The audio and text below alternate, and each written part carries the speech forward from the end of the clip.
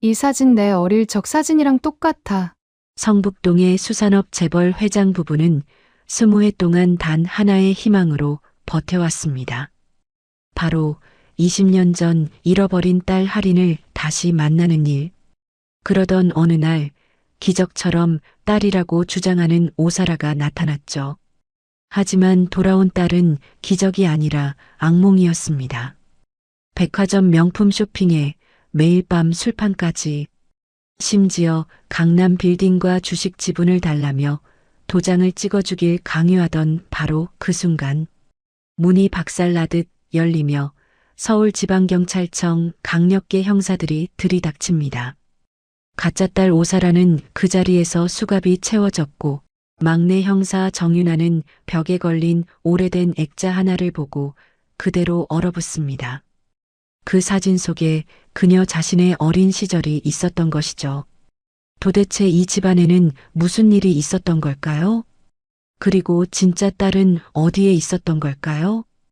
영상 시작 전 구독과 좋아요 눌러주시고 어디서 듣고 계신지 댓글로 남겨주세요. 그곳에 행복이 찾아오길 바랄게요. 1999년 8월 15일 부산 자갈치 시장은 축제 인파로 가득했습니다. 광복절을 맞아 포구 전체가 들썩이고 있었어요. 풍물패의 북소리가 울려 퍼졌고 깃발이 바닷바람에 펄럭였습니다. 횟집마다 손님이 넘쳐났고 생선 굽는 냄새와 사람들의 웃음소리가 뒤섞여 있었죠. 포구 한편 작은 횟집 상만네 화로도 예외가 아니었습니다. 42살의 상만은 쉴 틈 없이 갈치를 손질하고 있었어요. 칼날이 생선 위를 지나갈 때마다 비늘이 햇빛에 반짝였습니다. 이마에 맺힌 땀을 닦을 겨를도 없었죠. 아내 선옥은 주방과 홀을 오가며 뛰어다녔습니다. 손님상을 나르고 주문을 받고 빈 그릇을 치우고 오늘 하루만 잘 넘기면 이번 달 월세 걱정은 없겠다는 생각에 힘이 났어요. 5살짜리 딸 할인이는 가게 앞 나무 의자에 앉아 있었습니다. 빨간 고무장화를 신은 발을 대롱대롱 흔들면서요. 노란 원피스를 입은 아이는 손에 곰인형을 꼭 쥐고 있었어요. 곰돌아, 우리 아빠 진짜 바빠. 조금만 기다리자.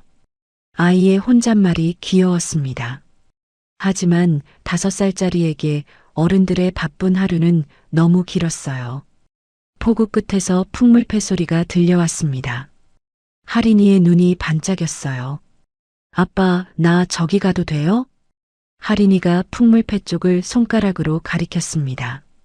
상만은 갈치 머리를 자르다 말고 고개를 들었어요. 딸의 반짝이는 눈을 보니 마음이 약해졌습니다. 거기서 기다려. 아빠 이것만 하고 같이 가자. 진짜요? 약속이에요? 응, 약속. 할인이는 고분고분 고개를 끄덕였습니다. 하지만 눈은 여전히 풍물패 쪽을 향해 있었어요. 상만은 다시 칼질에 집중했습니다. 손님이 급하게 회를 달라고 재촉했고 다른 테이블에서는 매운탕이 안 나왔다며 항의가 들어왔어요. 그렇게 5분쯤 지났을까요? 사장님 계산이요. 상만은 손을 씻고 카운터로 향했습니다. 거스름 돈을 건네고 인사를 하고 다시 도마 앞으로 돌아왔죠. 그리고 습관처럼 가게 앞을 봤습니다. 나무 의자가 비어 있었습니다. 상만의 손이 멈췄습니다. 심장이 쿵 하고 내려앉았어요. 처음엔 대수롭지 않게 생각하려 했습니다. 화장실에 갔나? 옆 가게 아줌마한테 갔나? 할인아? 목소리를 높여 불렀습니다. 대답이 없었어요. 할인아, 할인이. 상만은 앞치마를 벗어 던지고 가게 밖으로 뛰어나갔습니다. 인파 사이로 눈을 부릅뜨고 찾아봤지만 아이는 없었어요. 가슴이 서늘해졌습니다. 선옥이 남편의 다급한 목소리에 뛰어나왔습니다. 왜 그래요? 무슨 일이에요? 할인이가 없어. 분명 여기 앉아 있었는데. 선옥의 얼굴에서 핏기가 싹 빠졌습니다. 손에 들고 있던 행주가 바닥에 떨어졌어요. 뭐라고요? 할인이가. 두 사람은 동시에 다른 방향으로 뛰기 시작했습니다. 상마는 풍물패가 있는 쪽으로 달렸어요. 인파를 헤치며 지나가는 사람마다 붙잡고 물었습니다. 빨간 고무장화 신은 여자아이 못 봤어요? 5살이에요. 다들 고개를 저었어요. 선옥은 반대편 골목을 뒤졌습니다. 쓰레기통 뒤도 살피고 가게 안도 들여다봤어요. 우리 딸 못 봤어요? 5살인데 노란 원피스? 선옥의 목소리가 점점 갈라졌습니다. 눈에서 눈물이 흘러내렸어요. 1시간이 지났습니다. 2시간이 지났습니다. 해가 기울었지만 아이는 나타나지 않았어요. 상마는 파출소로 달려갔습니다. 우리 애가 없어졌어요. 5살 여자아이 빨간 고무장화에 노란 원피스.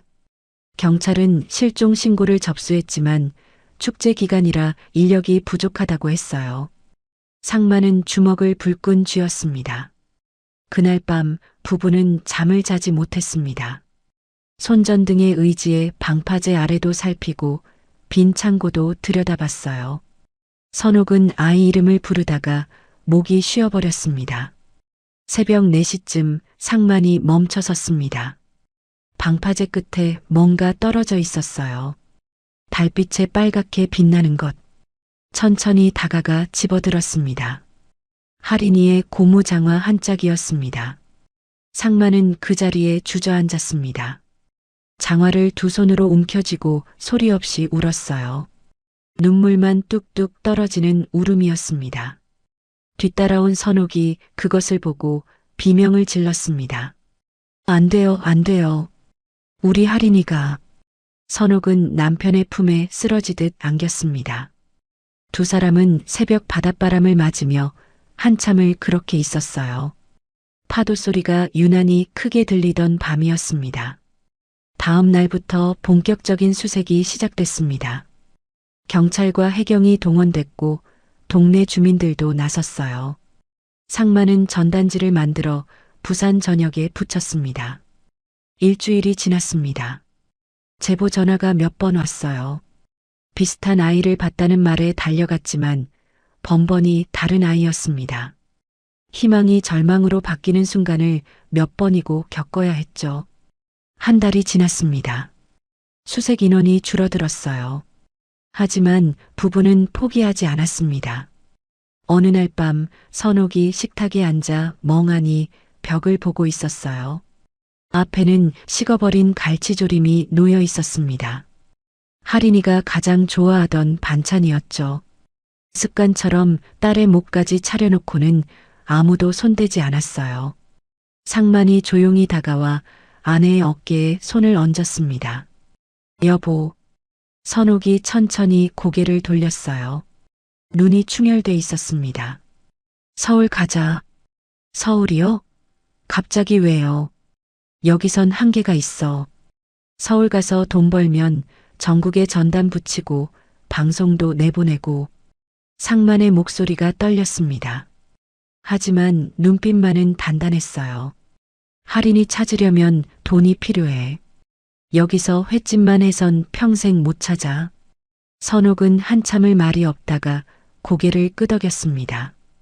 그래요. 가요. 우리 딸 찾으러 가요. 3개월 후 부부는 부산을 떠났습니다. 횟집 간판을 내리던 날 상마는 한참을 그 앞에 서 있었어요. 15년을 함께한 가게였습니다. 간판 뒤에서 할인이의 고무장화 한 짝을 꺼내 가방에 넣었습니다. 이건 버릴 수 없었어요. 아이가 돌아올 때까지 간직해야 했습니다. 서울행 버스 창밖으로 폭우가 멀어졌습니다. 선옥은 무릎 위 흑백 사진을 만지작거렸어요. 축제 전날 찍은 가족 사진이었습니다. 사진 속 할인이가 환하게 웃고 있었죠. 부부는 아무 말도 하지 않았습니다. 그저 서로의 손을 꼭 잡고 있을 뿐이었어요. 버스가 터널을 지날 때 선옥이 작게 중얼거렸습니다. 할인아, 엄마 꼭 찾을게. 기다려. 1999년 늦가을 부부는 빈손으로 서울에 도착했습니다. 가진 건 약간의 현금과 딸을 찾겠다는 간절한 마음뿐이었죠. 그들은 알지 못했습니다. 20년이라는 긴 시간이 지나야 다시 딸을 만날 수 있다는 것을, 그리고 그 재회가 전혀 예상치 못한 방식으로 찾아온다는 것을요. 포구에서 사라진 5살 아이. 그 아이의 이야기는 이렇게 시작됐습니다.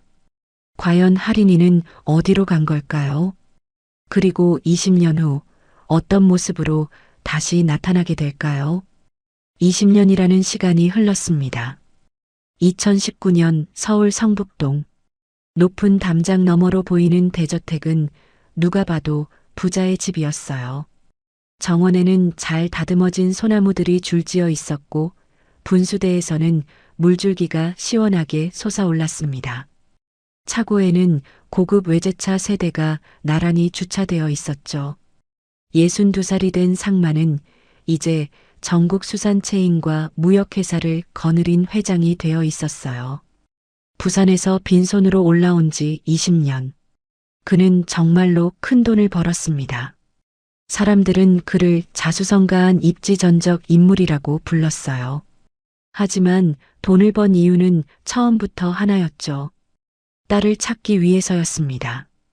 그날도 상마는 새벽 5시에 눈을 떴어요. 할인이가 사라진 그날 이후로 푹 잔 적이 없었습니다. 서재로 내려가 불을 켰어요. 책상 위에는 오래된 서류들이 수북이 쌓여 있었습니다. 20년간 고용한 사립 탐정들의 보고서, 실종 아동 관련 기사 스크랩, 전국 각지에서 날아온 제보 편지들. 수백 건이 넘었지만 모두 허탕이었어요. 그래도 버릴 수가 없었습니다. 서재 한쪽에는 커다란 수족관이 있었어요. 그 안에서 갈치 몇 마리가 유유히 헤엄치고 있었죠.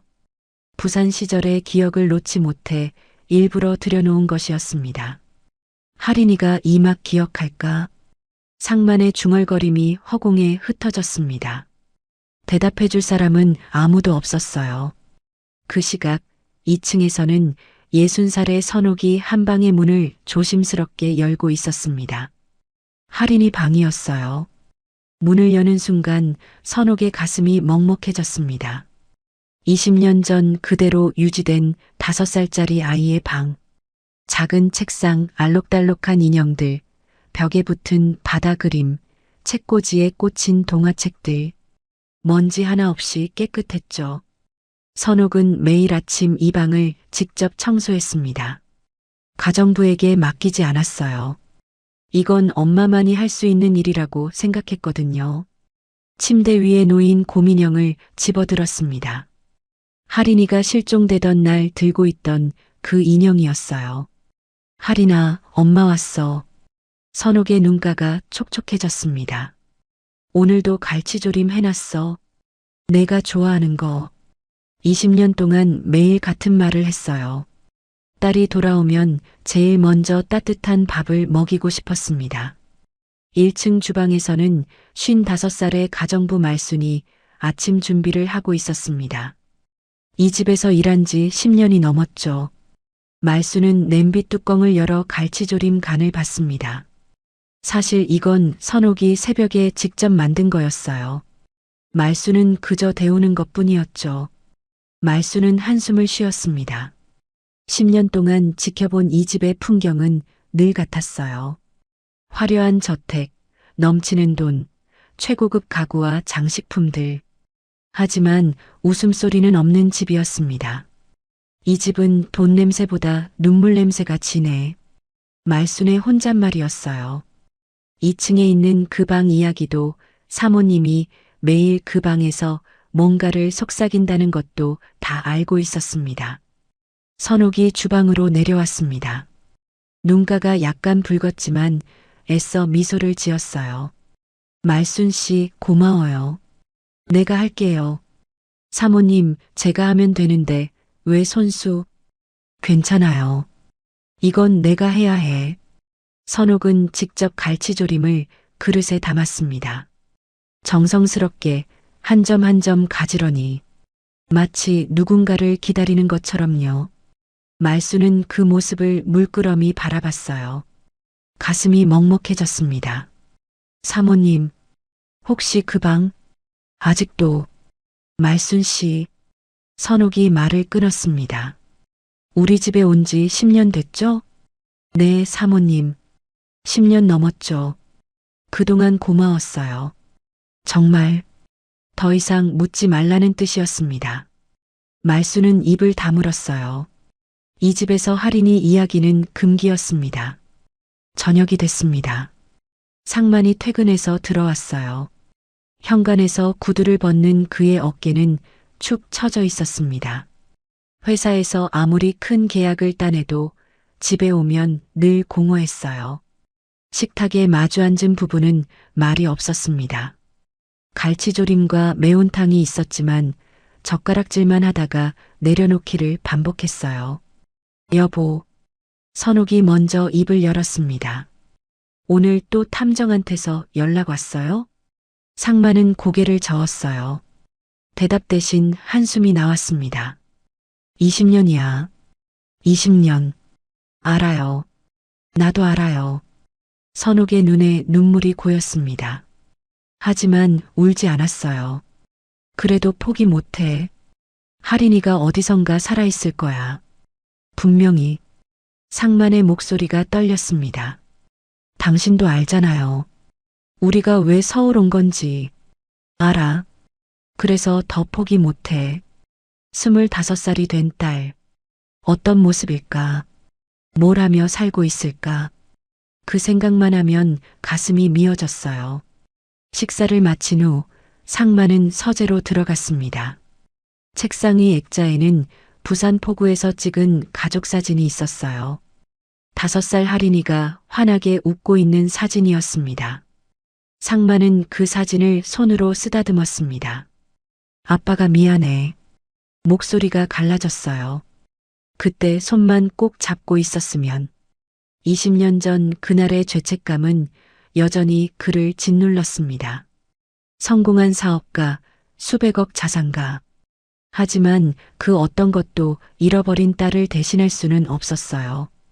같은 시각, 선옥은 다시 할인이 방에 들어가 있었습니다. 할인아, 어디 있니? 인형을 품에 안고 창가에 서 있었어요. 창밖으로 서울의 야경이 펼쳐져 있었지만 그녀의 눈에는 아무것도 들어오지 않았습니다. 엄마가 기다릴게. 언제든 돌아와.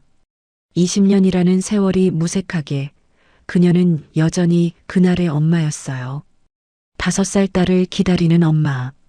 말수는 설거지를 하면서 2층을 올려다봤습니다. 불이 켜진 작은 방.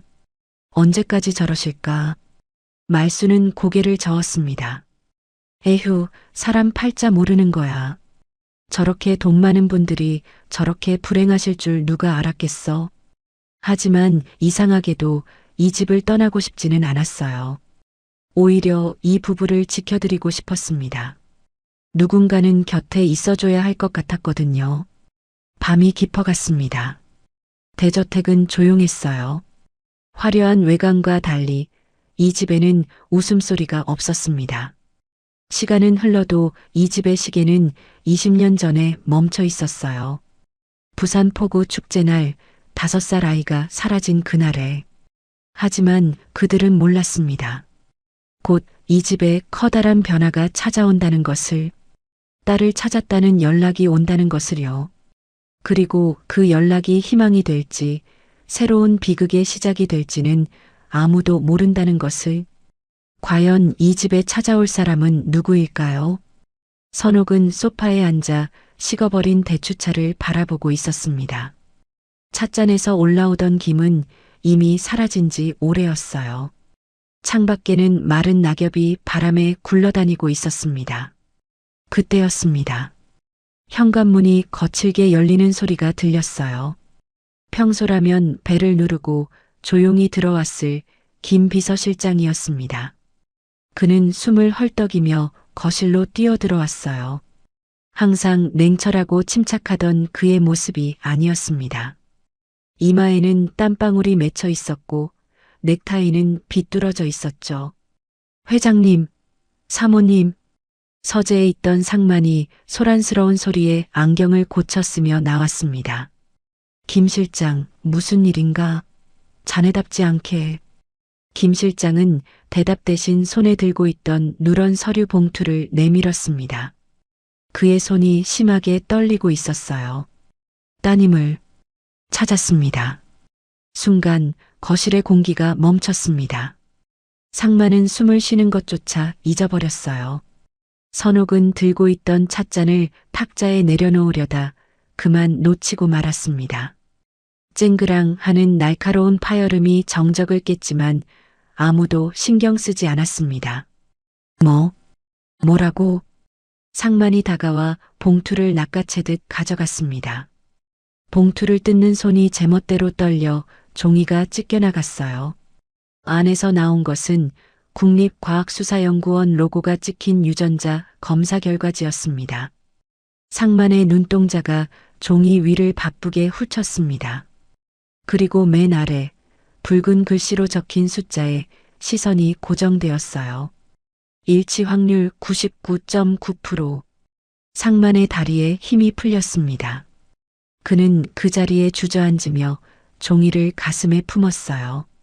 여보, 선옥이 기어가는 목소리로 불렀습니다. 상만은 말없이 고개를 끄덕이며 아내에게 종이를 보여주었어요. 선옥은 입을 틀어막았습니다. 눈물이 왈칵 쏟아져 나와 글씨가 번져 보였지만 친자 관계가 성립함이라는 문구만은 선명하게 보였습니다. 세상에. 그때 김 실장이 조심스럽게 입을 열었습니다. 지금 문 밖에 와 계십니다. 상만과 선옥은 동시에 현관 쪽을 바라봤습니다. 육중한 참나무 문이 저승과 이승의 경계처럼 느껴졌어요. 저 문만 열면 20년 동안 꿈에서만 그리던 딸이 있다는 게 믿기지 않았습니다. 상만이 떨리는 다리를 억지로 일으켜 현관으로 걸어갔습니다. 선옥도 남편의 옷자락을 잡고 뒤따랐어요. 심장이 터질 것만 같았습니다. 기익. 문이 열렸습니다. 찬바람과 함께 한 여자가 서 있었어요. 딱 봐도 25 정도 되어 보이는 앳된 여자였습니다. 낡은 회색 코트에 무릎이 나온 청바지를 입고 있었죠. 머리는 질끈 묶었고 화장기 없는 얼굴은 창백했습니다. 하지만 그 눈매가 상만의 젊은 시절을 묘하게 닮아 있었어요. 여자는 쭈뼛거리며 고개를 들지 못했습니다. 시선을 바닥에 둔 채 작게 몸을 떨고 있었죠. 저기, 여자의 목소리는 가늘게 떨렸습니다. 부산 사투리 억양이 살짝 섞인 말투였어요. 여기가 김상만 씨 댁 맞습니까? 상만은 대답조차 할 수 없었습니다. 목구멍이 뜨거워져서 말이 나오지 않았어요. 그저 멍하니 여자의 얼굴만 바라봤습니다. 20년 전 포구에서 놓쳐버린 5살 꼬마가 이렇게 성인이 되어 돌아왔다는 사실에 압도되었죠. 그때 여자가 코를 킁킁거렸습니다. 그리고는 믿을 수 없는 말을 내뱉었어요. 이 냄새. 여자가 천천히 고개를 들어 집 안쪽을 바라봤습니다. 주방 쪽에서 은은하게 풍겨오는 비린내. 선옥이 아침에 끓여놓은 매운탕 냄새였어요. 아빠가 갈치 손질하던 냄새. 선옥의 눈이 커졌습니다. 상만의 어깨가 격렬하게 흔들렸어요. 그건 할인이만 알 수 있는 기억이었습니다. 포구 횟집 앞에서 매일같이 맡았던 그 비릿한 냄새. 여자는 눈물을 글썽이며 말을 이었습니다. 그날 아빠가 갈치 머리 자르고 있었잖아요. 나한테 기다리라고 해놓고 손님 와서. 그 한마디가 둑을 무너뜨렸습니다.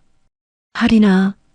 상만은 짐승 같은 울부짖음을 토해내며 여자를 끌어안았습니다. 내 새끼, 내 딸. 아이고 할인아. 상만은 체면이고 뭐고 다 잊고 현관 바닥에 무릎을 꿇은 채 여자를 으스러져라 안았습니다. 선옥도 달려와 여자의 얼굴을 감싸쥐었어요. 맞구나, 맞어. 우리 할인이 맞어. 엄마야, 엄마 기억나? 여자는 아니 오사라는 잠시 당황한 듯 몸을 굳혔다가 이내 부모의 품에 얼굴을 묻었습니다. 엄마, 아빠, 너무 늦게 와서 미안해요.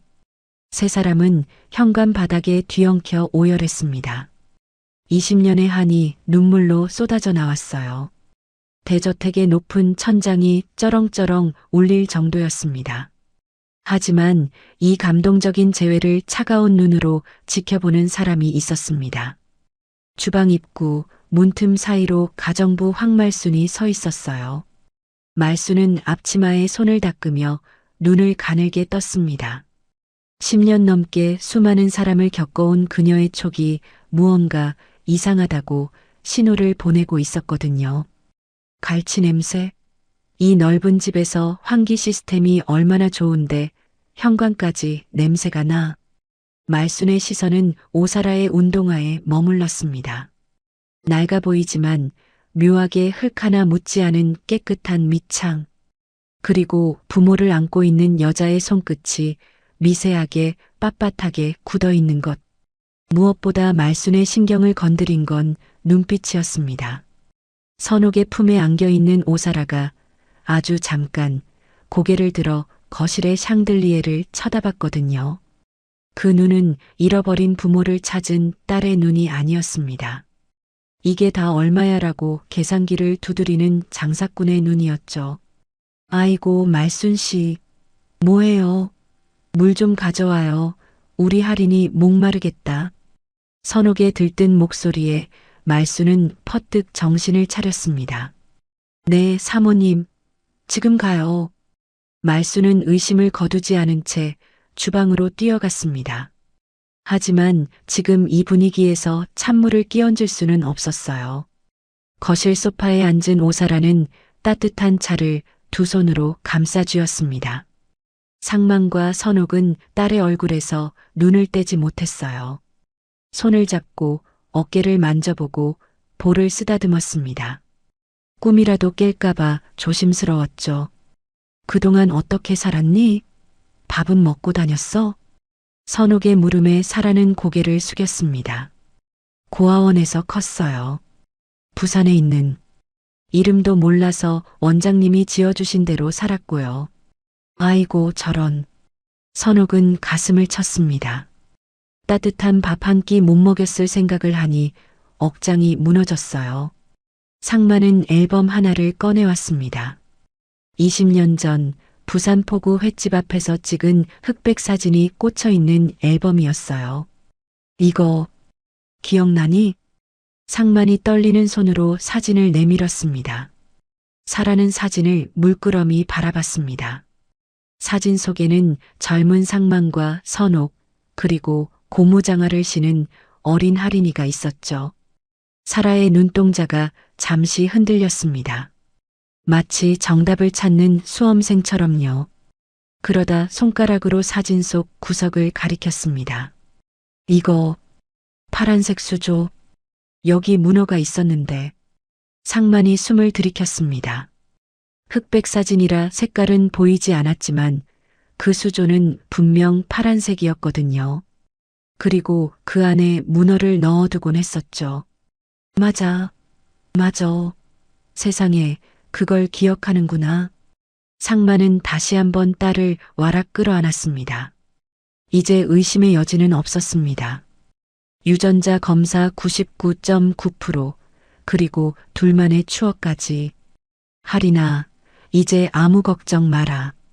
아빠가 다 해줄게. 그동안 고생한 거 아빠가 다 보상해줄게. 상만의 목소리에는 확신과 안도가 가득했습니다. 밤이 깊었습니다. 선옥은 할인이 방, 아니 이제 사라의 방이 된 그곳에 새 이불을 깔아주었습니다. 고민형이 놓여있던 침대에 다 큰 딸이 누워있는 모습이 비현실적이었어요. 편하게 자라, 우리 딸. 엄마 문 열어두고 잘게. 선옥은 떨어지지 않는 발걸음을 옮겨 방문을 나섰습니다. 불 꺼진 방, 침대에 누운 오사라는 눈을 떴습니다. 어둠 속에서 그녀의 입꼬리가 천천히 올라갔어요. 그녀는 이불 속에서 휴대폰을 꺼냈습니다. 액정 불빛이 그녀의 얼굴을 기괴하게 비췄어요. 발신자 표시 제한으로 온 문자 메시지가 하나 와 있었습니다. 작업 시작했나? 사라는 소리 없이 웃으며 짧은 답장을 보냈습니다. 입성 완료. 낚였음.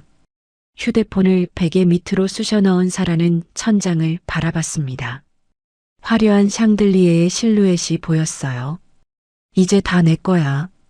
그녀의 속삭임은 뱀이 기어가는 소리처럼 섬뜩했습니다. 상만과 선옥은 그날 밤 서로의 손을 꼭 잡고 잠들지 못했습니다. 잃어버린 딸이 돌아왔다는 기쁨에 취해서요. 그 행복이 얼마나 끔찍한 대가를 치르게 될지 그들은 꿈에도 상상하지 못했습니다. 문 하나를 사이에 두고 진짜 가족의 간절함과 가짜 딸의 탐욕이 동거를 시작했습니다. 이 평화는 과연 얼마나 갈 수 있을까요? 그리고 말순이 느낀 그 불길한 예감은 언제쯤 터지게 될까요? 대저택의 첫 밤은 그렇게 위태롭게 지나가고 있었습니다. 재회의 눈물이 마르기도 전 대저택의 공기는 미묘하게 바뀌기 시작했습니다. 일주일이라는 시간이 흘렀습니다. 처음에 쭈뼛거리며 눈치만 보던 오사라의 어깨가 조금씩 펴지기 시작했어요. 아니, 펴지는 것을 넘어 거만해지고 있었죠. 오후 3시 거실 바닥에는 주황색 쇼핑백과 명품 로고가 박힌 상자들이 산더미처럼 쌓여 있었습니다. 백화점 VIP 라운지를 그대로 옮겨놓은 것 같았어요. 선옥은 그 엄청난 양에 입을 다물지 못했습니다. 사라야, 이게 다 뭐니? 한 번에 이렇게 많이. 소파에 다리를 꼬고 앉은 사라는 껌을 짝짝 씹으며 대수롭지 않게 말했습니다. 엄마, 나 20년 동안 고아원에서 남이 버린 옷만 입고 살았어. 겨울엔 추워서 떨고 여름엔 땀띠 나도 약 한 번 못 발랐다고. 그 보상, 이 정도는 해줘야 하는 거 아니야? 그 말은 선옥의 가슴을 후벼 팠습니다. 죄책감이라는 가장 약한 고리를 건드린 거죠. 선옥은 할 말을 잃고 고개를 끄덕였습니다. 그래. 내가 고생한 거 생각하면 이게 대수겠니? 마음껏 써라. 다 써. 사라는 입꼬리를 비릿하게 올렸습니다. 그녀의 눈은 엄마를 보는 게 아니라 선옥의 손목에 있는 다이아몬드 팔찌를 훑고 있었어요. 며칠 뒤 저녁 7시였습니다. 퇴근하고 돌아온 상마는 현관에서부터 눈살을 찌푸렸습니다. 평소라면 은은한 클래식 음악이 흘러나왔을 집안에서 쿵쿵거리는 시끄러운 음악 소리가 들려왔거든요. 거실은 난장판이었습니다. 낯선 남녀 서너 명이 소파를 차지하고 앉아 술판을 벌이고 있었어요. 탁자 위에는 상만이 아끼던 100년 된 양주들이 병째로 나뒹굴고 있었습니다. 안주는 바닥에 떨어져 지지겨져 있었고 담배 냄새가 진동을 했죠. 이게 무슨 짓들이냐? 상만의 호통에 친구들은 킬킬거리며 쳐다만 볼 뿐 일어날 생각도 하지 않았습니다. 그 한가운데 오사라가 술잔을 들고 비틀거리며 일어났어요. 얼굴은 붉게 상기되어 있었고 눈은 풀려 있었습니다. 아빠 오셨네? 인사해라, 우리 아빠다. 이 집 주인. 사라의 말투는 며칠 전의 공손함과는 딴판이었습니다. 사라야, 친구들을 데려오는 건 좋지만 이건 예의가 아니지 않니? 그리고 그 술은. 아빠. 사라가 말을 뚝 끊었습니다. 내 친구들이에요. 고아원에서 같이 흙 파먹고 산 애들이라고. 쟤네들은 이런 좋은 술 구경도 못 해봤어. 딸이 친구들한테 한 잔 사는 게 그렇게 아까워요? 사라는 또다시 고아원 이야기를 꺼내 들었습니다. 상만은 꿀먹은 벙어리가 되었어요. 잃어버린 딸이 험하게 자란 게 다 본인 탓 같아서 화를 낼 수가 없었습니다. 아니다. 그래, 재미있게 놀아라. 나는 들어가마. 상마는 도망치듯 서재로 피해버렸습니다. 등 뒤에서 역시 회장님이라 통이 크시네 하는 비아냥 섞인 환호성이 들려왔어요. 하지만 이 모든 것을 매의 눈으로 지켜보는 사람이 있었습니다. 주방 구석에서 과일을 깎던 황말순이었습니다. 말순은 과도를 쥔 손에 힘을 줬습니다. 저게 정말 잃어버린 딸이 맞나 싶을 정도로 행동 하나하나가 천박하기 짝이 없었거든요. 피는 못 속인다는데 회장님 내외분한테서 어떻게 저런 잡초 같은 게 나왔을꼬? 그때였습니다. 술에 취해 더워진 사라가 입고 있던 카디건을 벗어 던졌습니다. 민소매 티셔츠 차림이 된 그녀가 기지개를 켜며 팔을 번쩍 들어 올렸죠. 말순의 눈이 번뜩였습니다. 사라의 오른쪽 팔목 안쪽 살색 팥으로 엉성하게 가려놓은 자국이 보였습니다. 땀 때문에 파스가 살짝 들려 있었는데 그 사이로 검푸른 색깔이 언뜻 비쳤어요. 뱀꼬리 같기도 하고 칼자국 같기도 한 흉측한 문신이었습니다. 저거 문신 아니야? 대기업 회장 딸이라기엔 너무나 이질적인 흔적이었죠. 밤 11시가 넘어가자 친구들은 하나둘 돌아갔습니다. 거실은 폭격 맞은 듯 엉망이 되었어요. 사라는 치울 생각도 없이 비틀거리는 걸음으로 베란다로 나갔습니다. 말수는 숨소리를 죽이고 베란다 창문 쪽으로 다가갔어요. 커튼 뒤에 몸을 숨기고 귀를 기울였습니다. 사라는 누군가와 통화를 하고 있었습니다. 아까까지 부모 앞에서 쓰던 서울말은 온데간데 없고 걸쭉한 부산 사투리가 쏟아져 나왔어요. 오빠야. 내다. 걱정하지 마라. 여기 노다지다, 노다지. 수화기 넘어 남자의 목소리는 들리지 않았지만 사라의 대답만으로도 내용은 충분히 짐작할 수 있었어요. 늙은이들이 죄책감 때문에 꼼짝을 못한다. 내가 울면서 고아원 얘기만 좀 하면 지갑이 술술 열린다니까? 사라는 킥킥거리며 웃었습니다. 소름 끼치는 웃음소리였어요. 조금만 기다려라. 지분이고 건물이고 싹 다 챙겨서 내려갈 테니까.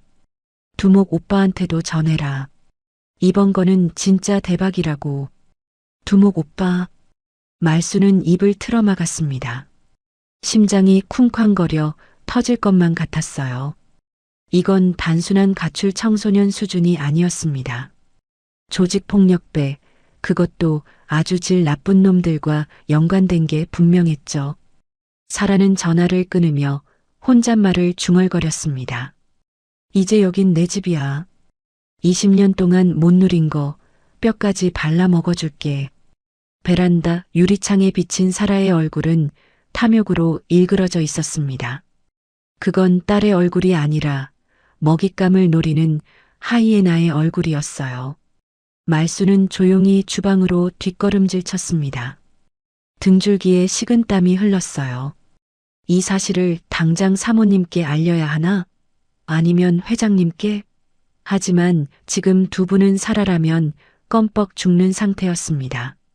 섣불리 말했다가 오히려 자신이 쫓겨날 수도 있었어요. 증거가 필요했습니다. 확실한 물증이. 2층 안방에서는 아무것도 모르는 상만과 선옥이 잠을 청하고 있었습니다. 여보, 사라가 좀 거칠긴 해도 우리가 이해해 줍시다. 얼마나 외롭게 컸으면 저러겠어요. 선옥의 말에 상만은 씁쓸하게 고개를 끄덕였습니다.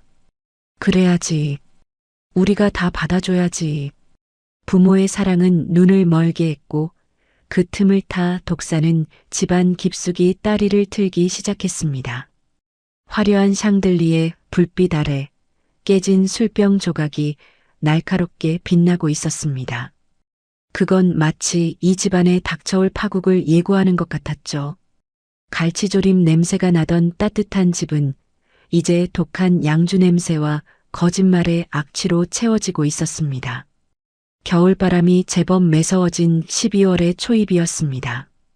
대저택의 정원에 심어진 소나무들이 바람에 흔들리며 스산한 소리를 냈어요. 겉보기엔 평화로워 보이는 이 집안에서는 바깥 날씨보다 훨씬 더 차가운 폭풍이 몰아치고 있었습니다. 처음에는 명품 가방과 옷가지로 시작된 오사라의 요구가 이제는 걷잡을 수 없이 커져가고 있었거든요.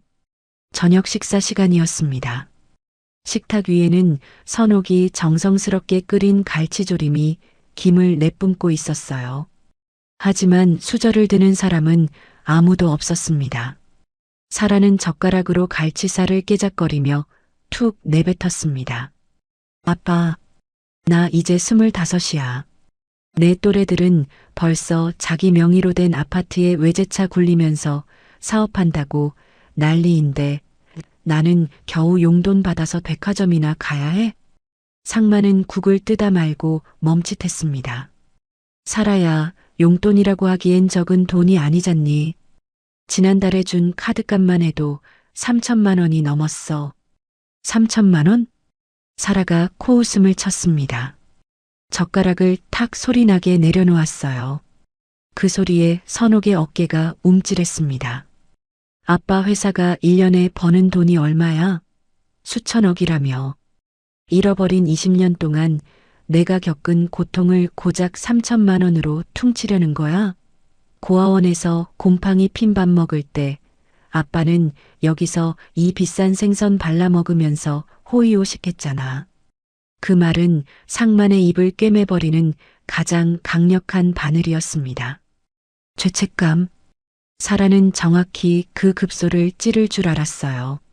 상만이 고개를 숙이자 사라는 본론을 꺼냈습니다. 나도 이제 내 목 챙겨줘. 그래야 내가 이 집 딸이라는 거 실감하고 살지. 사라는 품에서 꼬깃꼬깃한 서류 한 장을 꺼내 식탁 위에 던졌습니다. 강남 역삼동에 있는 아빠 건물, 그거 내 명의로 돌려줘. 그리고 회사 지분 30%. 그거면 나 버린 거 용서해 줄게. 상만의 눈이 휘둥그레졌습니다.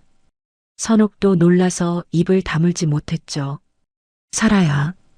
역삼동 건물은 회사 담보로 잡혀 있는 거고 지분 30%면 경영권이 흔들려. 이건 그렇게 쉽게 결정할 문제가 아니야. 쉽게? 사라의 눈매가 매섭게 변했습니다. 순식간에 눈에 눈물이 차올랐어요. 정말 소름 끼치는 연기력이었습니다. 아빠한테는 내 20년이 그렇게 쉬워? 남들은 부모 잘 만나서 유학 가고 금수저 물 때 나는 부산 바닥에서 쥐새끼처럼 기어다녔어. 그 세월을 돈으로라도 보상받겠다는데 그게 아까워? 진짜 딸 맞냐고. 사라는 식탁에 있던 물컵을 집어던졌습니다. 쨍그랑 유리 조각이 바닥에 흩어졌어요. 상마는 흩어진 유리 조각을 보며 머리가 찌근거렸어요. 딸을 찾았다는 기쁨은 온데간데 없고 매일매일 빚쟁이에게 쫓기는 기분이었습니다. 사라는 자리에서 벌떡 일어났습니다. 그리고 마지막 카드를 꺼내 들었죠. 좋아. 안 주면 말아. 대신 나 내일 기자회견 할 거야. 기자회견이라니? 다 까발릴 거라고. 수산재벌 김상만 회장. 20년 만에 찾은 딸 팽개치고 혼자만 잘 먹고 잘 산다고. 고아원에서 학대받고 자란 딸한테 위로금 한 푼 안 주는 구두쇠라고.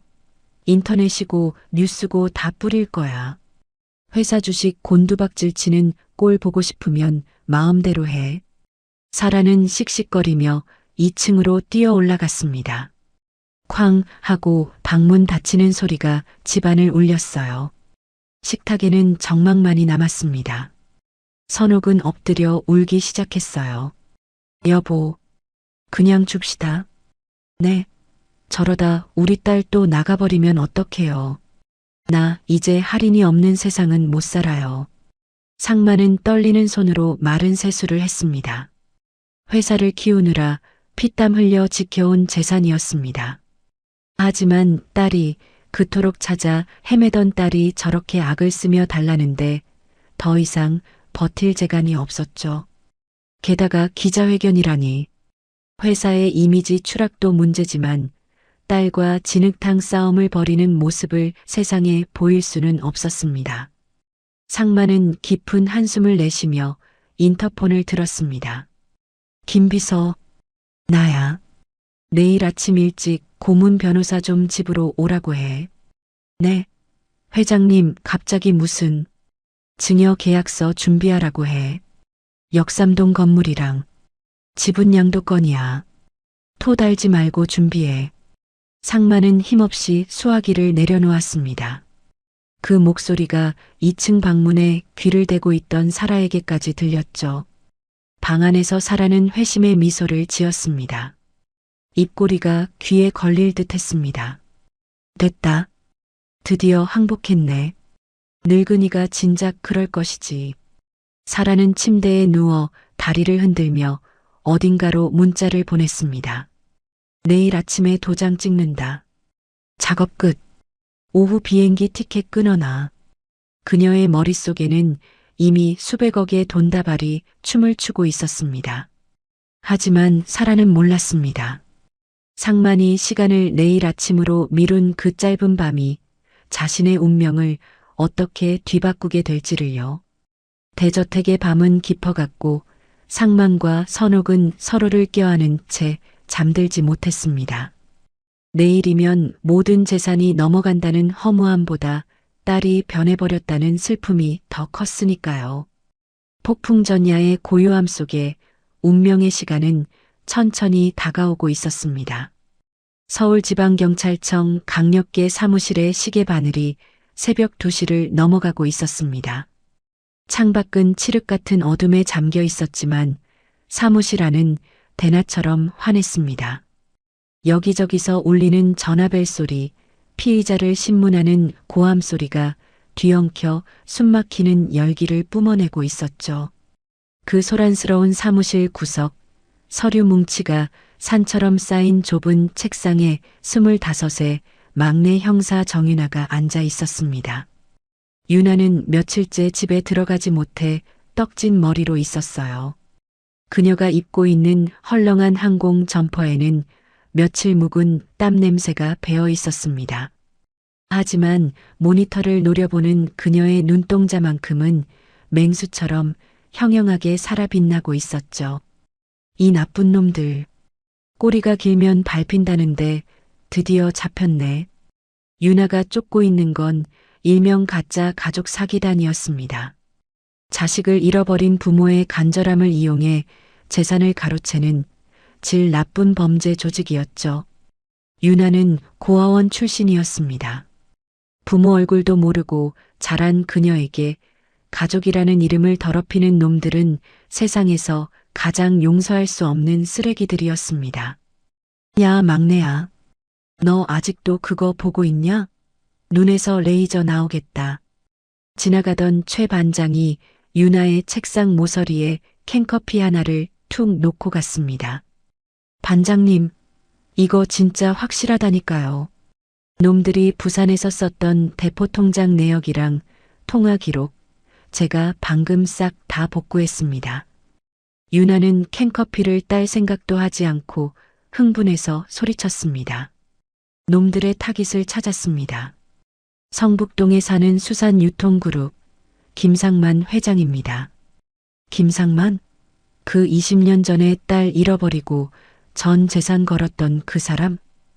최 반장이 놀라서 물었습니다. 네, 맞습니다. 놈들이 오사라라는 정가자를 가짜 딸로 훈련시켜서 이미 그 집에 침투시켰어요. 윤아는 비장한 표정으로 모니터 화면을 가리켰습니다. 화면에는 오사라가 조폭 두목과 주고받은 문자 내역이 떠 있었습니다. 내일 아침에 도장 찍는다. 작업 끝. 오후 비행기 티켓 끊어놔. 이것 보세요. 내일 아침입니다. 놈들이 재산을 가로채려는 시간. 윤아의 목소리가 다급해졌습니다. 해 뜨자마자 쳐야 합니다. 늦으면 김상만 회장님 재산 다 공중분해됩니다. 최 반장은 유나의 눈을 빤히 바라봤습니다. 평소엔 어리바리한 막내였지만 이 사건 앞에서만큼은 물러섬이 없었거든요. 좋아. 확실하네. 근데 너 왜 그렇게 이 사건에 집착하냐? 유나는 잠시 모니터 속에 뜬 김상만 회장의 사진을 바라봤습니다. 성공한 사업가지만 눈빛에 깊은 슬픔이 서려 있는 얼굴. 이상하게도 그 얼굴을 보면 가슴 한구석이 찌르르하게 아려왔습니다. 남 같지가 않았어요. 아마도 자신처럼 가족을 잃은 아픔을 가진 사람이라서 그렇겠거니 생각했습니다. 그냥 화가 나서요. 자식 기다리는 부모 마음 가지고 장난치는 놈들, 제가 직접 수갑 채우고 싶습니다. 유나는 주먹을 불끈 쥐었습니다. 그래, 그 깡다구 마음에 든다. 최 반장이 고개를 끄덕였습니다. 전원 비상 소집해. 날 박는 대로 성북동으로 뛴다. 네, 알겠습니다. 유나는 씩씩하게 대답하며 다시 모니터 앞에 앉았습니다. 화면 속 김상만 회장의 가족 사진이 작게 보였습니다. 횟집 앞에서 아이를 안고 웃고 있는 젊은 부부. 유나는 무심코 그 사진을 보며 중얼거렸습니다. 어디서 본 것 같은데. 흔한 포구 풍경이라 그런가. 그녀는 고개를 갸웃거렸지만 이내 대수롭지 않게 넘겼습니다. 지금 중요한 건 감상이 아니라 수사였으니까요. 유나는 지갑을 꺼내 잠시 열어보았습니다. 지갑 깊숙한 곳, 낡고 찢어진 사진 반쪽이 들어있었어요. 빨간 고무장화를 신은 아이의 다리만 남아있는 그녀의 유일한 과거였습니다. 부모님, 저 이번에도 나쁜 놈들 꼭 잡을게요. 지켜봐 주세요. 유나는 마음을 다잡으며 출동 장비를 챙기기 시작했습니다. 수갑을 챙기는 그녀의 손끝이 미세하게 떨렸습니다. 그녀는 꿈에도 몰랐습니다. 자신이 내일 아침 구하러 가는 사람이 그토록 찾아 헤매던 사진 속에 진짜 부모님이라는 사실을요. 운명의 시간은 다가오고 있었고 서울 강력계 막내 형사 정윤아의 인생을 뒤바꿀 아침이 밝아오고 있었습니다. 폭풍우가 몰아치기 직전에 고요한 새벽이었습니다. 성북동 대저택의 모든 불이 꺼졌지만 딱 한 곳, 주방 옆에 붙은 작은 가정부 방의 불만은 켜져 있었어요. 이 집에서 10년 넘게 살림을 도맡아 온 황말수는 도저히 잠을 이룰 수가 없었습니다. 가슴이 꽉 막힌 것처럼 답답하고 심장이 콩닥거려서 누워있을 수가 없었거든요. 아무리 봐도 아닌데, 내 눈은 못 속이는데. 말수는 혀를 차며 자리에서 일어났습니다. 그녀는 산전수전 다 겪은 베테랑이었습니다. 사람 보는 눈만큼은 점쟁이 저리 가라 할 정도였죠. 그런 말순의 눈에 며칠 전 들어온 할인이라는 아가씨는 영 수상했습니다. 엄마를 보는 눈빛에 애틋함이라고는 없고 오로지 집안의 비싼 물건들만 훔쳐보는 그 탐욕스러운 눈빛. 그리고 가끔 말순과 눈이 마주칠 때마다 뿜어내는 싸늘한 도끼. 그건 잃어버린 딸의 눈이 아니라 남의 것을 훔치러 온 도둑고양이의 눈이었습니다. 말수는 조용히 방문을 열고 나왔습니다. 낮에 사라는 방 청소는 절대 하지 말라며 으름장을 놓았었죠. 그게 더 수상했습니다. 말수는 다용도실로 갔습니다. 사라가 저녁에 내놓은 쓰레기 봉투가 거기 있었거든요. 어디 한번 보자. 내년 속이 어떤지. 말수는 고무장갑을 끼고 쓰레기 봉투를 뒤지기 시작했습니다. 화장솜, 과자 봉지, 그리고 뭉쳐놓은 휴지 뭉치들. 말수는 휴지 뭉치를 하나하나 펴봤습니다. 말순의 눈이 커졌습니다. 휴지 속에 교묘하게 숨겨놓은 담배꽁초들이 우수수 쏟아져 나왔습니다. 립스틱 자국이 선명한 아주 독한 담배였죠. 아이고야. 부모 앞에서는 순한 양인 척하더니 방구석에서는 담배를 뻑뻑 피워댔구만. 그뿐만이 아니었습니다. 찢어진 메모지 조각들을 맞춰보니 강남 빌딩 시세, 증여세 면제 한도 같은 글씨가 적혀 있었습니다. 딸이 아빠를 만나러 온 게 아니라 세무사가 견적을 내러 온 것 같았죠. 심증은 확증으로 굳어졌습니다. 그때였습니다. 2층 계단 쪽에서 소곤거리는 말소리가 들려왔습니다. 새벽 3시가 넘은 시간인데 누군가 통화를 하고 있었어요. 말수는 숨을 죽이고 살금살금 계단을 올라갔습니다. 낡은 나무 계단이 삐걱거릴까봐 발 뒤꿈치를 들고 고양이처럼 움직였죠. 소리는 오사라의 방문 틈에서 새어나오고 있었습니다. 오빠야, 내다. 걱정하지 마라. 말순의 귀가 번쩍 뜨였습니다. 낮에는 나긋나긋한 서울말을 쓰며 얌전한 척하던 아가씨가 지금은 아주 걸쭉한 부산 사투리를 쓰고 있었거든요. 목소리 톤도 낮고 거칠었습니다. 내일 아침에 변호사 오기로 했다. 늙은이가 드디어 항복했다 앙카나. 도장만 찍으면 강남 빌딩은 내 끼다. 말수는 입을 틀어막았습니다. 심장이 터질 것만 같았어요. 강남 빌딩이 자기 것이라니. 그리고 아버지를 늙은이라고 부르다니. 이건 100%였습니다. 잃어버린 딸이 아니라 사기꾼이었습니다. 그래, 알았다. 내 목 확실하게 챙겨놔라. 딴소리하면 오빠야도 가만 안 둔다. 끊어라. 전화가 끊어지는 소리가 들렸습니다. 말수는 후들거리는 다리를 붙잡고 주저앉을 뻔했습니다. 이대로 있으면 안 됐습니다. 날이 밝으면 회장님이 전 재산을 저 가짜에게 넘겨주게 생겼으니까요. 말수는 결심했습니다. 욕을 먹더라도 쫓겨나더라도 사모님께 알려야 했습니다. 말수는 떨리는 손으로 안방문을 두드렸습니다. 똑똑.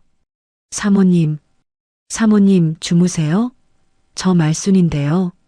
안에서 부스럭거리는 소리가 들리더니 잠 못 들고 있던 선옥이 문을 열었습니다. 선옥의 눈은 퉁퉁 부어 있었고 품에는 여전히 할인이의 낡은 앨범을 안고 있었어요. 이 새벽에 무슨 일이에요, 말순 씨? 말순은 선옥의 손을 덥석 잡았습니다. 손이 얼음장처럼 차가웠어요. 사모님, 제 말 좀 들어보세요. 제발이요. 저 아가씨, 할인이 아닙니다. 제가 방금 들었어요. 그게 무슨 소리예요? 선옥의 표정이 굳어졌습니다. 미간에 주름이 잡혔죠. 방금 방에서 통화를 하는데 부산 사투리를 쓰면서 늙은이가 항복했다. 강남 빌딩은 내 거다 이러더라니까요. 그리고 쓰레기통을 뒤져봤더니 담배꽁초가 한가득이고 재산 계산한 쪽지도 나왔어요. 깡패놈들이랑 짜고 치는 게 분명해요.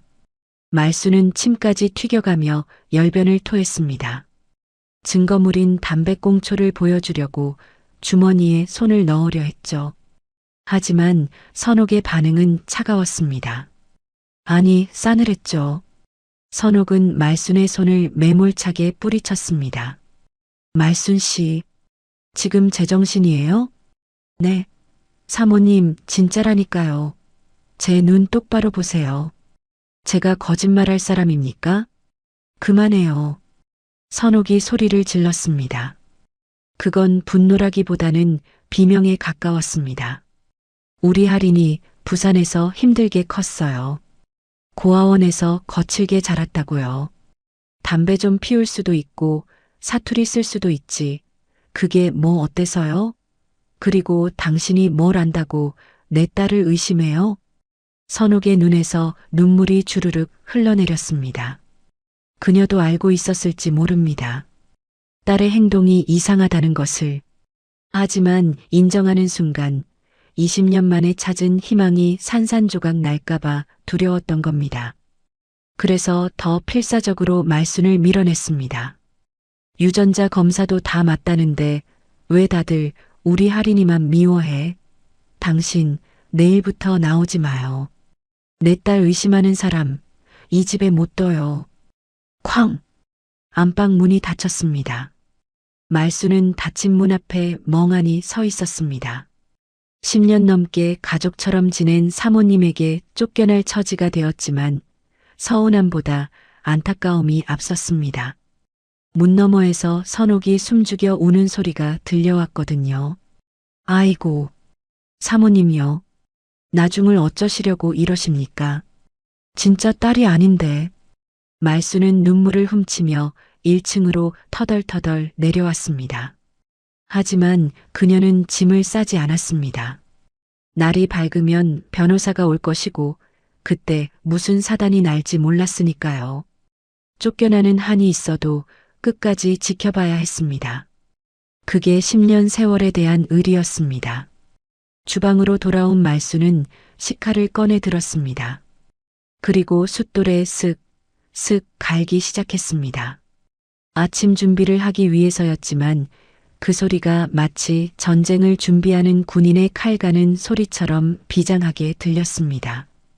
내 눈은 안 속는다. 전현 내가 껍데기를 확 벗겨버릴 거다. 시간이 흘러 창밖이 푸르스름해지며 아침 해가 떠오르고 있었습니다.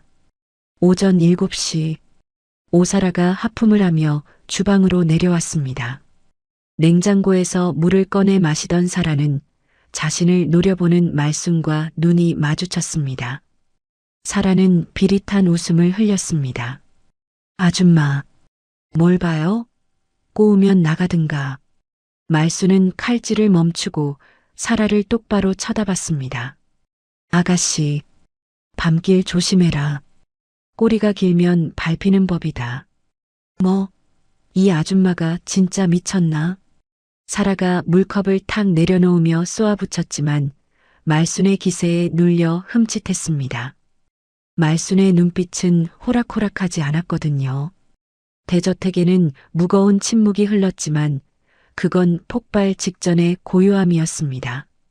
가짜 딸의 탐욕과 속고 있는 부모의 절박한 믿음, 그리고 진실을 아는 가정부의 고독한 싸움이 한데 뒤엉켜 소용돌이치고 있었습니다. 벽시계가 째깍째깍 돌아가며 운명의 시간을 재촉하고 있었습니다.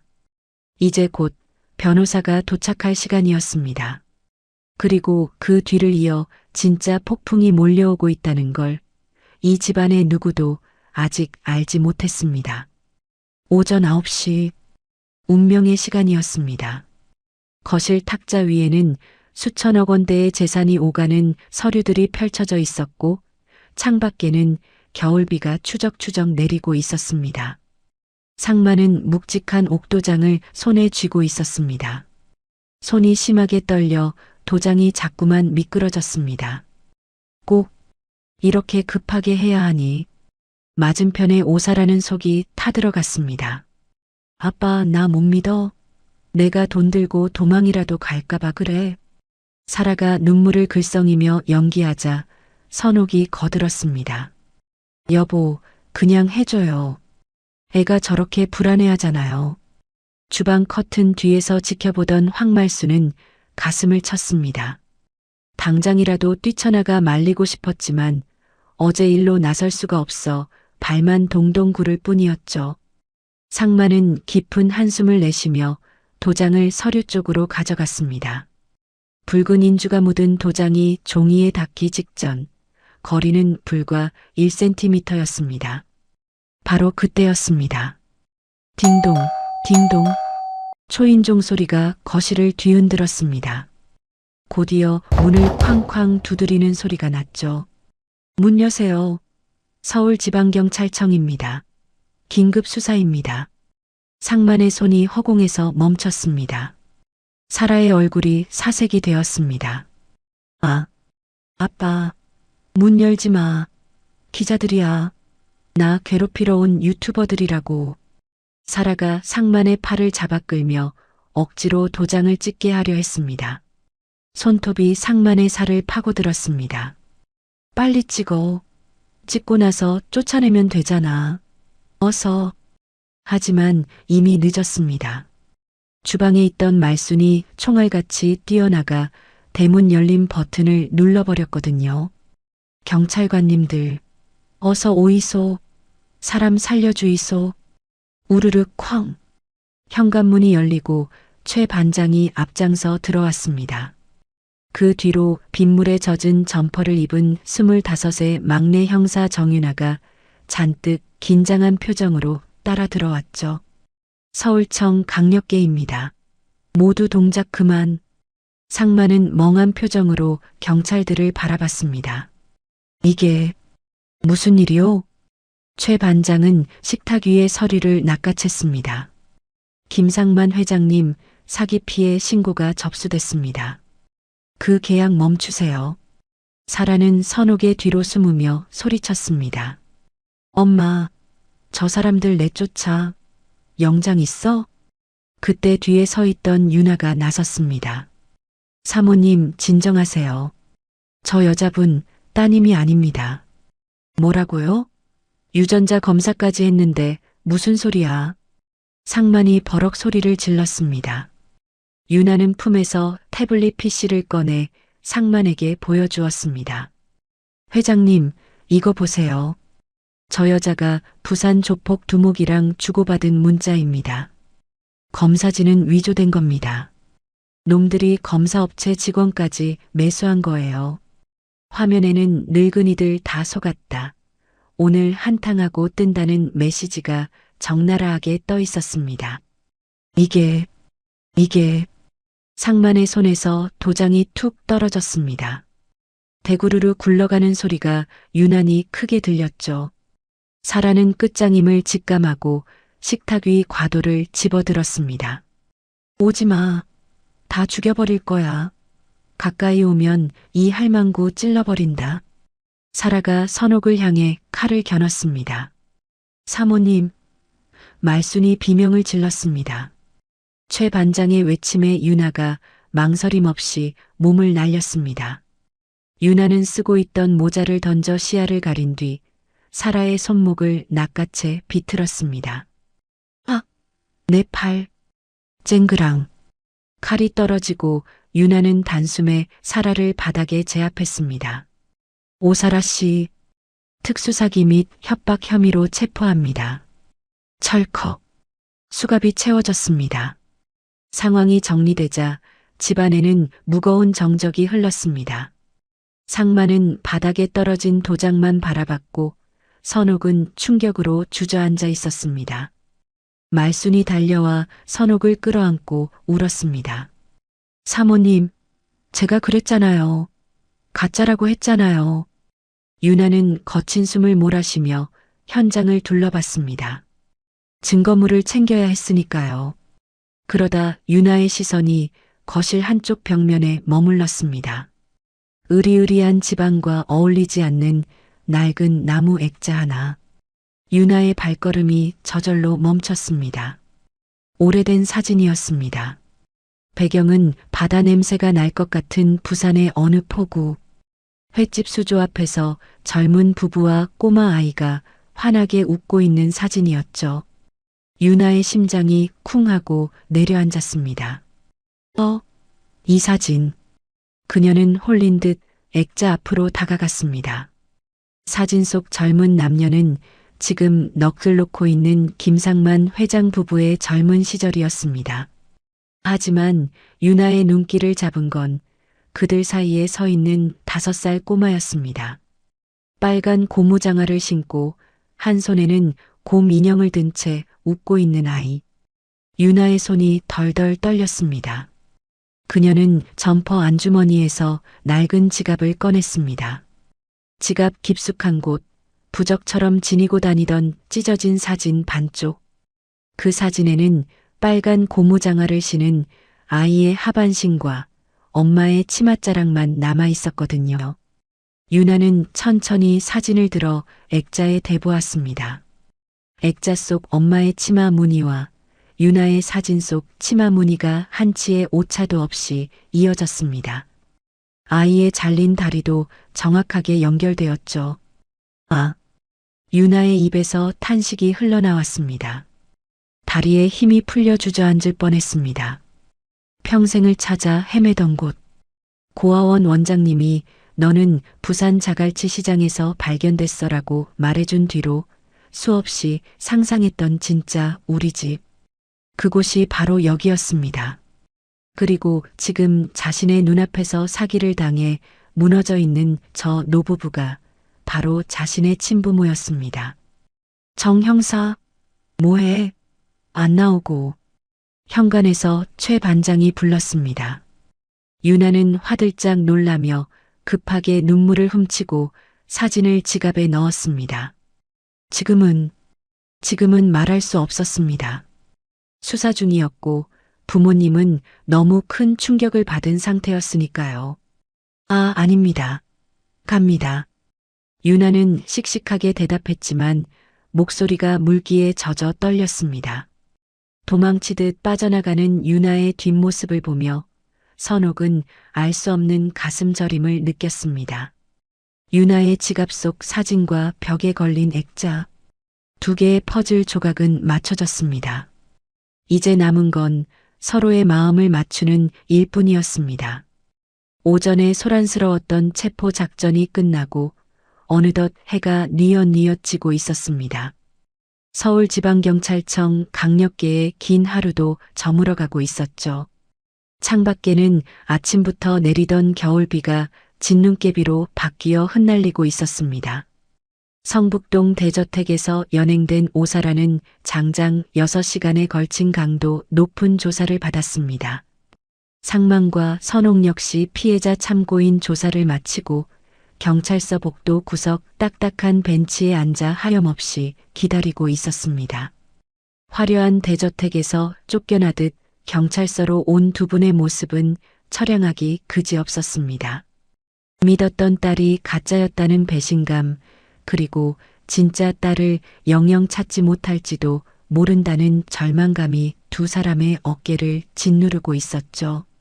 선옥은 손수건이 다 젖도록 눈물을 찍어내고 있었고 상만은 깊은 한숨만 내쉬며 차가운 시멘트 바닥을 응시했습니다. 그의 눈가는 붉게 충혈되어 있었습니다. 여보, 우리가 죄를 많이 지어서 그래요. 하늘이 벌을 내리나 봐요. 선옥이 갈라진 목소리로 중얼거렸습니다. 그런 소리 말아요. 다 내 탓이요. 내가 눈이 멀어서 엄한 애를 데려다가. 상만의 목소리는 물기에 젖어 떨리고 있었습니다. 그때 조사를 마친 정유나 형사가 조사실 문을 열고 나왔습니다.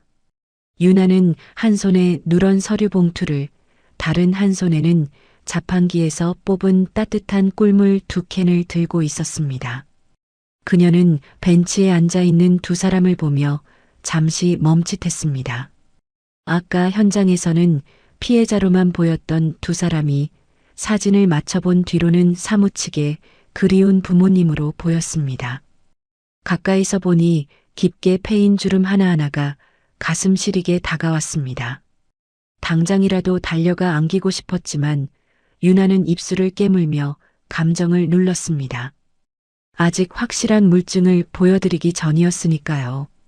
유나는 심호흡을 1번 하고 조심스럽게 다가갔습니다. 회장님, 사모님, 조사받느라 고생 많으셨습니다. 이거 좀 드세요. 따뜻한 겁니다. 유나는 꿀물을 내밀었습니다. 선옥은 힘없이 고개를 들어 유나를 바라봤습니다. 아까 집에서 봤던 그 당차던 막내 형사였습니다. 어쩐지 그 눈빛이 슬퍼 보이는 건 기분 탓일까요? 고마워요, 형사님. 우리 때문에 젊은 사람들이 고생이 많네. 미안해서 어쩌나. 선옥이 떨리는 손으로 캔을 받아들려 할 때였습니다. 나 억울해. 이거 다 모함이야. 변호사 불러. 조사실 안쪽에서 고막을 찢는 듯한 고함 소리가 들리더니 수갑을 찬 오사라가 형사들에게 이끌려 나왔습니다. 유치장으로 이송되는 길이었습니다. 머리는 산발이 되었고 화장은 눈물에 번져 기괴한 몰골이었죠. 사라는 벤치에 앉아있는 상만과 선옥을 발견하자마자 도끼 어린 눈으로 악을 썼습니다. 아, 김상만, 당신 딸 못 찾아. 영원히 못 찾는다고. 내가 저주할 거야. 평생 가짜나 끌어안고 살다가 죽으라고. 사라가 미친 사람처럼 달려들 기세로 몸부림쳤습니다. 최 반장과 형사들이 팔을 붙잡았지만 악에 바친 힘을 당해내기 힘들었죠. 선옥이 비명을 지르며 상만의 품으로 파고들었습니다. 여보, 그 순간이었습니다. 유나가 본능적으로 몸을 날려 선옥의 앞을 막아섰습니다. 형사로서가 아니라 딸로서 엄마를 보호하려는 무의식적인 행동이었죠. 입 닥쳐. 어디서 행패야. 그 더러운 입 안 다물어. 유나가 사라를 거칠게 밀쳐냈습니다. 그 과정에서 유나의 왼손이 선옥의 눈앞을 휙 스치고 지나갔습니다. 경찰서 복도의 하얀 형광등 불빛 아래 유나의 손이 슬로우 모션처럼 선명하게 비쳤습니다. 시간이 멈춘 것 같았습니다. 선옥의 동공이 크게 확장되었습니다. 유나의 왼손 검지 손가락, 두 번째 마디에 선명하게 남아있는 하얀 흉터. 그건 일반적인 칼자국이나 화상 자국이 아니었습니다. 톱니바퀴처럼 지그재그로 찢어졌다가 아문, 아주 특이한 모양의 흉터였죠. 선옥의 입술이 파르르 떨렸습니다. 심장이 쿵 하고 내려앉았습니다. 그녀는 홀린 듯이 자기도 모르게 유나의 손목을 낚아챘습니다. 형사님, 잠깐만요. 사모님? 유나가 당황해서 손을 빼려 했지만 선옥의 힘은 절박했습니다. 그건 20년의 세월을 뛰어넘으려는 어미의 악력이었습니다. 선옥은 유나의 손가락을 들어 불빛 아래 비춰보았습니다. 지그재그 모양의 하얀 선. 25년 전 부산 자갈치 시장 횟집. 수조에서 펄떡거리는 갈치를 구경하겠다며 손을 넣었던 5살 딸. 날카로운 갈치 이빨에 물려 자지러지게 울던 아이. 엄마, 아파, 피나 하며 울던 할인이를 업고 시장통을 가로질러 병원까지 뛰었던 그날의 기억이 선옥의 뇌리를 번개처럼 스치고 지나갔습니다. 이 흉터. 선옥이 유나를 올려다보았습니다. 눈물 맺힌 눈 속에 의문과 확신, 그리고 두려움이 뒤섞여 있었어요. 아가씨, 손이 왜 이래요? 다친 거예요? 혹시 어릴 때 갈치한테 물린 거 아니에요? 유나는 입술을 꽉 깨물었습니다. 울음이 터져 나올 것 같아 숨을 멈췄습니다.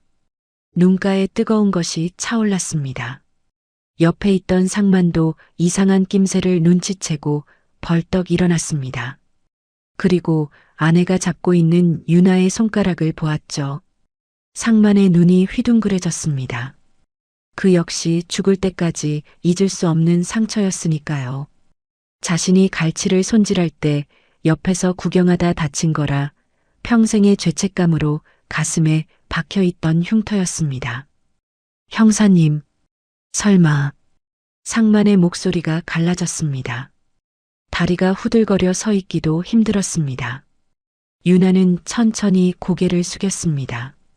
그리고 떨리는 목소리로 입을 열었습니다.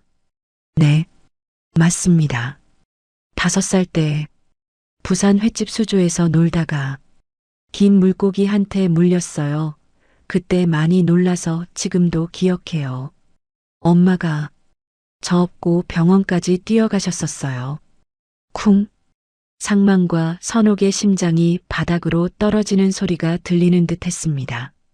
선옥은 입을 틀어막고 오열을 터뜨렸습니다. 세상에, 세상에. 하느님. 유나는 주머니에서 낡은 갈색 지갑을 꺼냈습니다. 그리고 아까 현장 액자에서 확인했던 그 찢어진 반쪽 사진을 꺼내 상만에게 건넸습니다. 그리고 이거. 상만은 떨리는 손으로 사진을 받아들었습니다. 세월이 흘러 색이 누렇게 바랬지만 빨간 고무장화를 신은 아이의 다리는 선명했습니다. 집에 걸린 액자 속 사진과 정확히 이어지는 잃어버린 조각이었습니다. 상만의 눈에서 뜨거운 눈물이 주르륵 흘러내려 빛바랜 사진 위로 떨어졌습니다. 아까 집에서 액자를 보고 알았습니다. 제가 회장님 딸이라는 걸요. 유나의 눈에서 참았던 눈물이 툭 터져 나왔습니다. 그래서 아까 경찰서로 오시자마자 제가 회장님이 드셨던 종이컵이랑 제 머리카락으로 감식반에 긴급 의뢰를 맡겼습니다. 그리고 방금 결과가 나왔습니다. 유나는 들고 있던 서류 봉투를 내밀었습니다. 정유나와 김상만의 친자 관계가 성립할 확률 99.9998%. 상만은 종이를 받아들고 읽지도 못한 채 그 자리에 주저앉았습니다. 글자를 읽을 필요도 없었습니다. 눈앞에 있는 이 아이의 눈, 코, 입, 그리고 저 흉터가 모든 것을 말해주고 있었으니까요.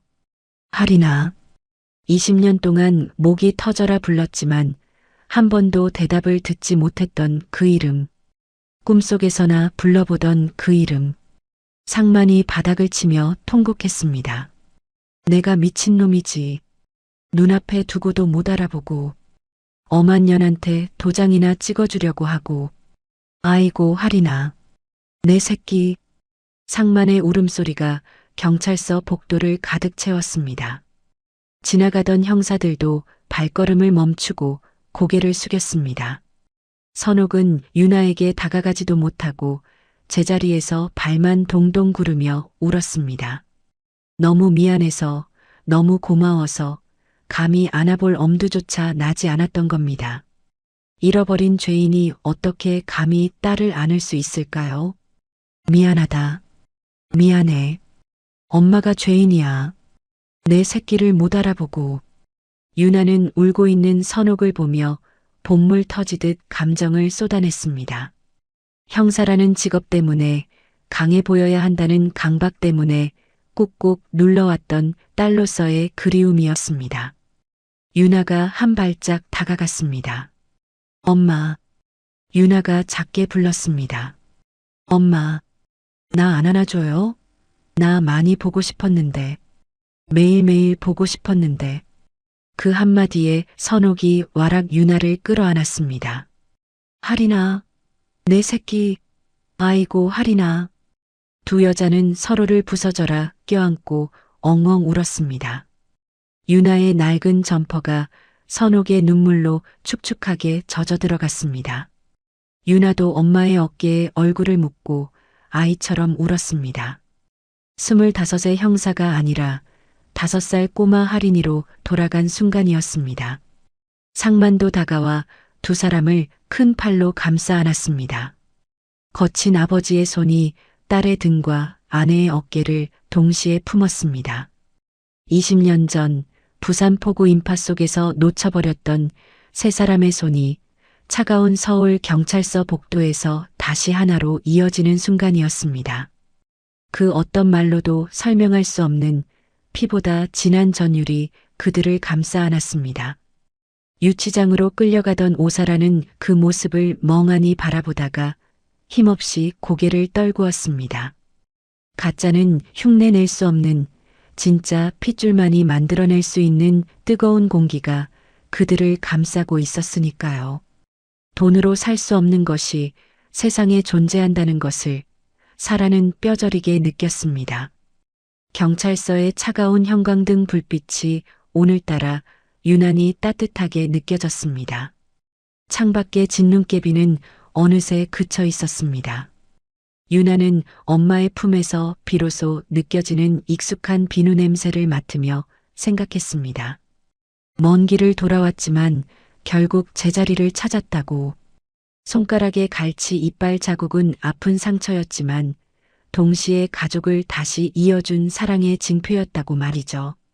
20년의 길고 긴 겨울이 끝나고 이제 진짜 봄이 시작되고 있었습니다. 가짜 딸 오사라가 구속되고 대저택을 휩쓸고 갔던 폭풍우는 언제 그랬냐는 듯 잠잠해졌습니다. 차가운 겨울바람이 지나간 자리에는 어느새 봄 기운이 스며들고 있었죠. 하지만 김상만 회장의 성북동 자택에는 아직 완전한 봄이 오지 않았습니다. 20년이라는 세월의 공백은 그리 쉽게 채워지는 게 아니었으니까요. 일요일 아침이었습니다. 주방에서는 보글보글 찌개 끓는 소리가 경쾌하게 울려 퍼졌습니다. 매콤하고 달큰한, 그러면서도 짭조름한 바다 내음. 바로 선옥의 필살기인 갈치조림 냄새였습니다. 선옥은 그 어느 때보다 정성스럽게 물을 깔고 은빛 갈치를 올리고 양념장을 끼얹었습니다. 말순 씨, 간 좀 봐줘요. 짜면 안 되는데. 선옥의 목소리가 미세하게 들떠 있었죠. 옆에서 도라지를 묻히던 황말순이 빙긋 웃으며 말했습니다. 사모님, 벌써 5번째 간 보셨어요. 딱 좋습니다. 아주 기가 막혀요. 그래도 우리 할인이, 아니 유나 입맛에 맞아야 할 텐데. 선옥은 유나라는 이름을 부를 때마다 아직도 가슴이 벅차올랐습니다. 유나는 주말마다 본가에 와서 식사를 하기로 했습니다. 아직 짐을 다 옮겨와서 살기에는 강력계 형사라는 직업도 바빴고 마음의 준비도 필요했기 때문이죠. 딩동. 초인종 소리가 들리자 상마는 보던 신문도 내팽개치고 현관으로 달려나갔습니다. 천하의 재벌 회장이 양말 바람으로 뛰어나가는 모습에 말수는 몰래 웃음을 지었죠. 안녕하십니까, 회장님. 유나가 어색하게 인사하며 들어왔습니다. 유나는 여전히 헐렁한 점퍼 차림이었습니다. 하지만 표정은 한결 편안해 보였죠. 그래, 유나야. 어서 와라. 차 막히진 않았고? 네, 괜찮았습니다. 아직은 높임말, 그리고 회장님이라는 호칭. 상만과 선옥은 그게 못내 서운했지만 재촉하지 않기로 했습니다. 20년을 기다렸는데 이 정도 시간은 아무것도 아니라고 생각했으니까요. 식탁에 둘러앉은 세 사람. 그들 앞에는 김이 모락모락 나는 흰 쌀밥과 붉은 양념이 먹음직스러운 갈치조림이 놓여 있었습니다. 유나는 숟가락을 들고 잠시 갈치조림을 내려다보았습니다. 어릴 적 부산 포구 횟집 뒷방에서 맡았던 그 냄새. 엄마 등에 엎여 졸고 있을 때 코끝을 스치던 그 알싸한 향기가 기억의 빗장을 열고 있었습니다. 어서 먹어라. 식겠다. 상만이 큼직한 갈치살을 발라 유나의 밥숟가락 위에 올려주었습니다. 가시 하나 없는 하얀 속살이었습니다. 감사합니다. 유나는 밥과 함께 갈치살을 입에 넣었습니다. 매콤한 양념이 혀끝을 감싸고 부드러운 생선살이 입안에서 녹아내렸습니다. 순간 유나의 눈이 커졌습니다. 고아원에서 수없이 먹었던 밍밍한 생선 조림과는 차원이 다른 맛. 하지만 혀는 기억하고 있는 맛이었습니다. 이 맛이었어. 자신도 모르게 코끝이 찡해졌습니다. 어떠니? 입에 맞니? 선옥이 조심스럽게 물었습니다. 수저도 들지 못한 채 유나의 입만 바라보고 있었죠. 유나는 고개를 끄덕였습니다. 목이 메어 말이 나오지 않았거든요. 네, 맛있어요. 정말 맛있어요. 그 한마디에 선옥의 얼굴에 화색이 돌았습니다. 많이 먹어. 냄비에 더 있어. 우리 딸 좋아하는 거 실컷 먹여야지. 식사 시간은 조용했지만 따뜻했습니다. 달그락거리는 그릇 소리, 후루룩 국물 떠먹는 소리가 넓은 저택을 채웠습니다. 그건 이 집이 20년 만에 처음으로 사람 사는 집이 되었다는 소리였습니다. 말수는 주방 구석에서 그 모습을 지켜보다가 슬쩍 눈물을 훔쳤습니다. 가짜 딸 사라가 왔을 때의 그 살얼음판 같던 식탁과는 비교도 안 되는 진짜 가족의 밥상이었으니까요. 유나는 밥 한 공기를 뚝딱 비웠습니다. 배가 불렀지만 숟가락을 놓기가 싫었습니다. 이 따뜻함을 조금 더 느끼고 싶었거든요. 유나는 빈 국그릇을 들고 머뭇거렸습니다. 선옥이 얼른 눈치채고 일어났습니다. 더 줄까? 더 먹을래?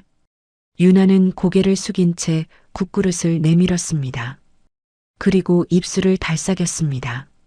심장이 쿵쿵 뛰었습니다. 이 한마디를 내뱉기가 왜 그리 힘들었을까요?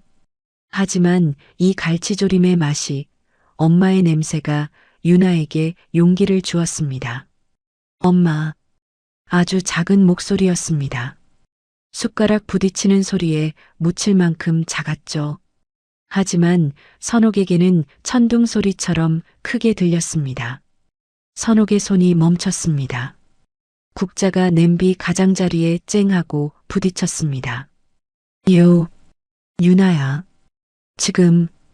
유나는 고개를 들고 젖은 눈으로 선옥을 바라보았습니다. 엄마, 국물 좀 더 주세요. 이번에는 또렷했습니다. 선옥의 눈에서 참았던 눈물이 왈칵 쏟아졌습니다. 그래. 엄마가 더 줄게. 많이 줄게. 우리 딸. 선옥은 울면서 국을 펐습니다. 손이 떨려 국물이 식탁에 흘렀지만 아무도 신경 쓰지 않았습니다. 상마는 밥을 먹다 말고 고개를 돌려 천장을 바라봤습니다. 굵은 눈물방울이 주름진 볼을 타고 흘러내렸습니다. 드디어 진짜 가족이 돌아온 겁니다. 식사를 마친 후 세 사람은 거실벽에 걸린 낡은 액자 앞에 섰습니다. 부산 포구 횟집 앞에서 찍은 빛바랜 사진. 유나는 주머니에서 지갑을 꺼내 그동안 부적처럼 지니고 다녔던 반쪽짜리 사진을 꺼냈습니다. 상만이 액자의 유리를 조심스럽게 열었습니다. 유나는 떨리는 손으로 자신의 사진 조각을 액자 속 사진 위에 덧대었습니다. 찢어졌던 엄마의 치맛자락이 이어지고 잘려나갔던 아이의 다리가 연결되었습니다. 20년 동안 떨어져 있던 퍼즐 조각이 비로소 하나로 맞춰지는 순간이었습니다. 이제 다시는 잃어버리지 않을게요. 유나가 말했습니다. 상마는 유나의 어깨를 감싸 안으며 고개를 끄덕였습니다. 그래, 아빠가 지켜주마. 다시는 내 딸 손 놓지 않을 거야. 선옥이 유나의 손을 잡았습니다. 유나의 손가락에 있는 지그재그 모양의 갈치 이빨 흉터. 선옥은 그 흉터 위에 자신의 뺨을 비비며 속삭였습니다. 고맙다 하리나. 엄마 밥 먹으러 와줘서, 엄마라고 불러줘서 정말 고마워. 창밖으로 따스한 봄 햇살이 쏟아져 들어와 거실을 비췄습니다. 오래된 액자 속 젊은 부부와 어린아이는 여전히 환하게 웃고 있었습니다. 그리고 그 액자 앞에는 세월의 풍파를 겪었지만 더 단단해진 가족이 서로를 안고 서 있었습니다. 대저택에는 이제 더 이상 낯선 냄새가 나지 않았습니다. 구수하고 매콤한 사람 냄새 나는 갈치조림 향기만이 그윽하게 배어 있었습니다. 그건 그리움이 끝나고 사랑이 다시 시작되는 냄새였습니다.